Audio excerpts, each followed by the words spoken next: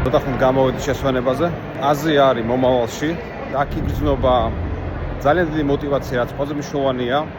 ტექნოლოგიური განვითარება, რაც ფაქტია, ჩვენ გვაქვს ძალიან სწორი ნაბიჯი გადადგმული მიმართულებით, რომ ვიწყებთ აზიიდან. უკვე ძალიან ბევრი კონტაქტი დამყარდა სხვადასხვა ქვეყნებში აზიის, რომ ჩვენ შევამზადოთ ლუქსიუმის გაშვება, ინფორმაციული გაშვება იქ წინასწარ.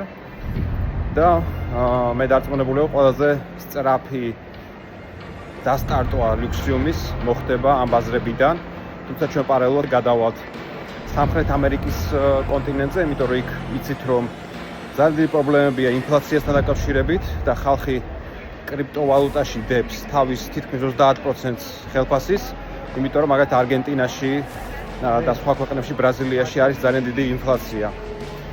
და ისინი დებენ კრიპტოვალუტებში, რომელიც ასევე ანისტის მანიპულაციებს და იქაც ფულს კარგავენ. როდესაც ლუქსიუმი გამოვა ბაზარზე, ეს იქნება უკომპრომისო და ანუ კონკურენტი არ ეყოლება საერთოდ. ერთ-ერთი კონკურენტი ვინც შეიძლება იყოს ლუქსიუმის, ეს არის ეგრეთ წოდებული სტაბილური ვალუტა, თუმცა მისი მინუსი არის ის, რომ ის არ იზრდება ფასში და ჩვენ შემთხვევაში იქნება მაქსიმალური დაცულობა და პლუს ამას ფასის ზრდა, ხონის მიხედვით ლუქსიუმი გაიზრდება და გაიზრდება. ასე რომ მოკლედ საინტერესო მოგზაურობა გველის ბჭყალებში, სამუშაო მოგზაურობა და დაგველოდით.